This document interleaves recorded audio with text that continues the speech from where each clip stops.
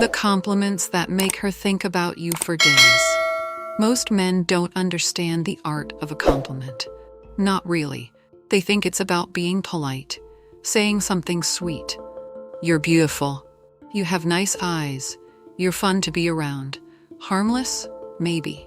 Memorable? Not even close. Here's the truth. If a woman is even slightly attractive, she's heard it all. So when you say those things, they slide right off, like water off glass. And by morning, she's forgotten your name. You don't need more words. You need sharper ones. Ones that don't land on her skin, but sink under it. Compliments that make her pause, tilt her head, wonder. This isn't manipulation.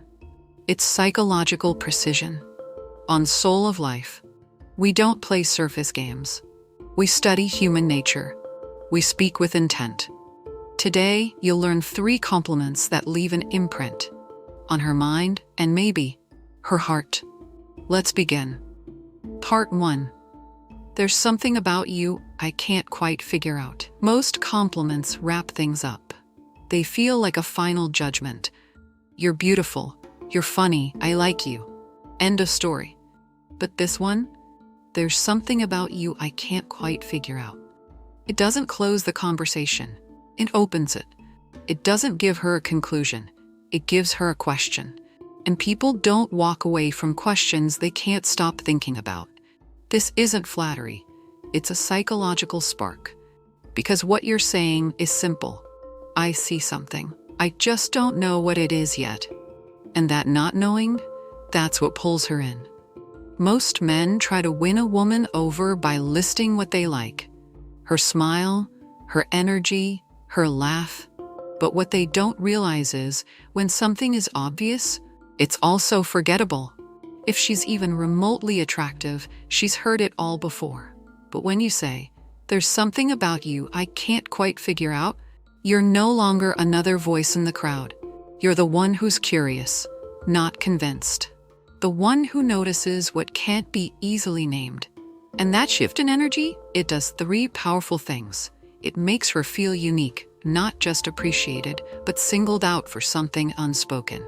It creates tension. You're interested, but not committed. She can feel the intrigue, but not control it.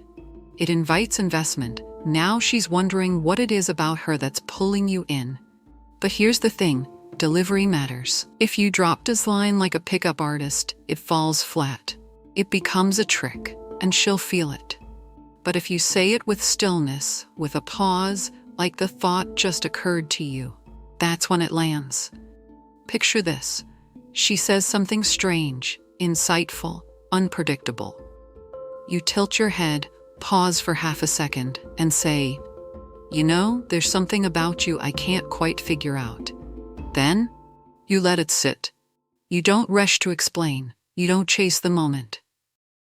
You just let her mind start working. Because the more she wonders what you see, the more she feels seen. This line works not because it flatters her, but because it unsettles the script. She's used to being complimented for what's obvious, but you've just pointed to something unwritten, something she might not even understand about herself. And when someone highlights a part of you that you haven't even named yet, that's unforgettable. It doesn't make her feel pretty. It makes her feel interesting. And that feeling? It lingers. Final truth? Mystery's not about withholding. It's about inviting depth. And when you say, there's something about you I can't quite figure out, you're not playing games. You're creating emotional space. Space where she begins to unfold, not to impress you, but to understand herself through your eyes. And that, see, is how you turn a simple moment into something she replays for days. Part 2. I feel like there's a side of you most people never get to see.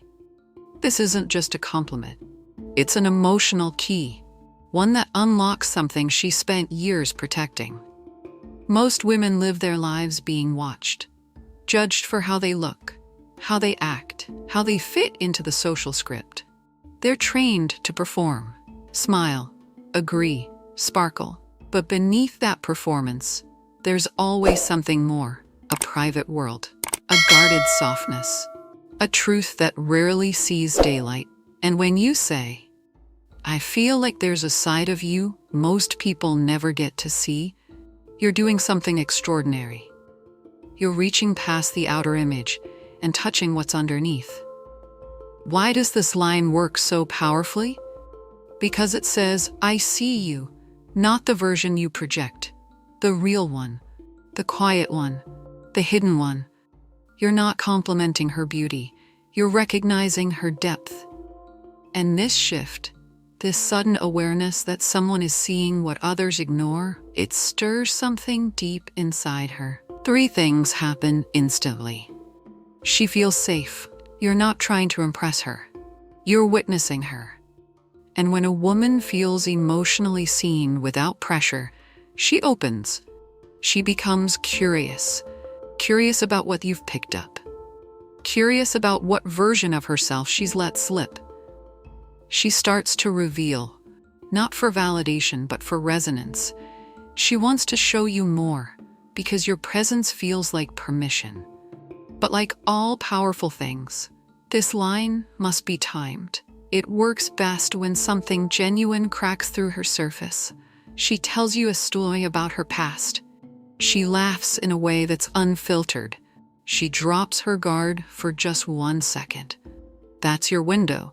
That's when you lean in slightly and say, gently, like a private thought, I don't think most people get to see this version of you. Or, I feel like there's a side of you that stays hidden, but I'm starting to see glimpses of it. Don't make it about her being better than others. Make it about her being deeper than she lets on. That's the subtle difference between flattery and truthful recognition. And here's what makes this compliment so rare. It doesn't just make her feel admired.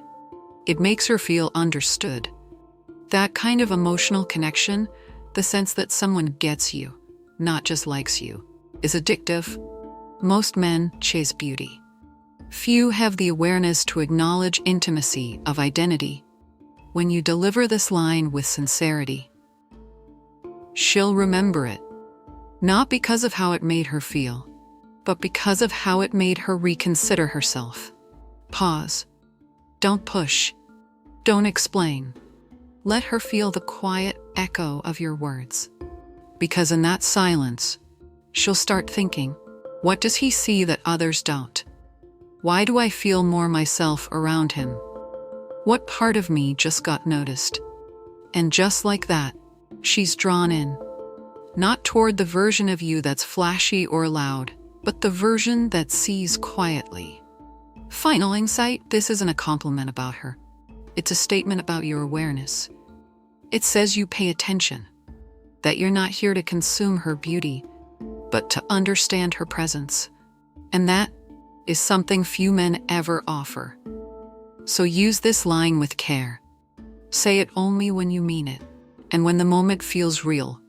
Because if it is, she'll never forget the one man who made her feel visible, without ever putting her on display.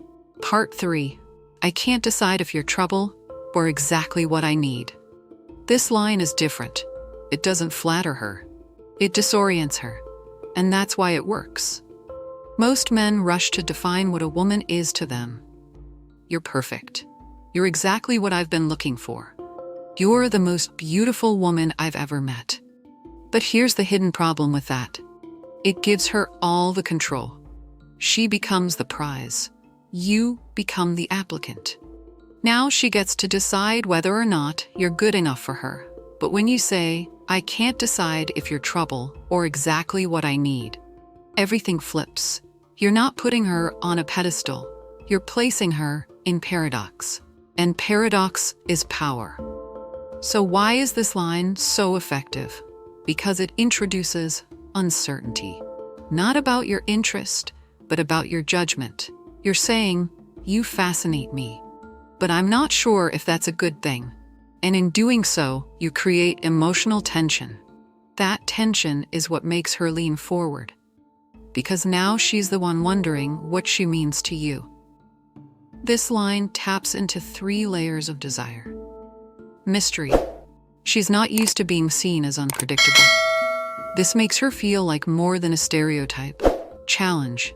You're not falling head over heels. You're discerning. Selective. That makes her want to earn your clarity. Power reversal. She's no longer the one assessing you. She's now considering how she impacts you. And in that shift, attraction deepens. When should you say this? Use it when she's being playful, edgy, or bold. She teases you and catches you off guard. You smile, pause for just a moment, then say, "I can't tell if you're trouble," or "exactly what I need." She challenges your thinking, takes a risk, or says something gutsy. You give her a slow glance and say, "You're the kind of person who either ruins a man or wakes him up." She breaks from the expected, says something raw or real. You shake your head gently and whisper, "I honestly don't know if I should stay away or stay close." Then say nothing else. Let the silence do the heavy lifting. Because in that moment, she's not thinking about the compliment. She's thinking about you, what you're feeling, what you're seeing, and whether she's safe or dangerous. Here's the deeper psychology behind it. People don't just want to be liked. They want to be experienced. This line makes her feel like she's affecting you. Not because you're weak, but because you're open to being changed, just not easily. That's powerful. It tells her you're not afraid of a storm, but you'll still think twice before standing in the middle of one. And that subtle resistance, that draws her in more than eager admiration ever could. What happens next? She'll either laugh and ask, "Which one do you think I am?" Smile slowly and say, "You should probably run." Say nothing, but her energy will shift. Either way, don't answer. Look her in the eye, smile, still figuring that out. Then let it hang. Because what she remembers most won't be your certainty. It'll be your ambiguity. The not knowing, the unsaid, the fact that you left the question open and her imagination racing. Final truth: every woman knows what it's like to be admired. Far fewer know what it's like to be challenged with affection. And that's what this line does. It holds up a mirror, not to her beauty, but to her impact. So when you say, "I can't decide if you're trouble or exactly what I need," say it with quiet confidence. Say it like you've been thinking it for a while. Because the moment you do, you won't just be another man who noticed her. You'll be the one she can't quite figure out either. Closing. The art of subtle impact. In the end, it's never about what you say. It's about what you awaken. Anyone can tell a woman she's beautiful. Anyone can offer praise, approval, admiration. But the men she remembers, they're the ones who leave her with a question. Not about them, but about herself. Because the compliments that stay with us are the ones that reflect something we hadn't yet seen in the mirror. There's something about you I can't quite figure out. I feel like there's a side of you most people never get to see. I can't decide if you're trouble or exactly what I need. These aren't just lines. They're psychological keys. They unlock the deeper layers most people never bother to reach. And that's the point.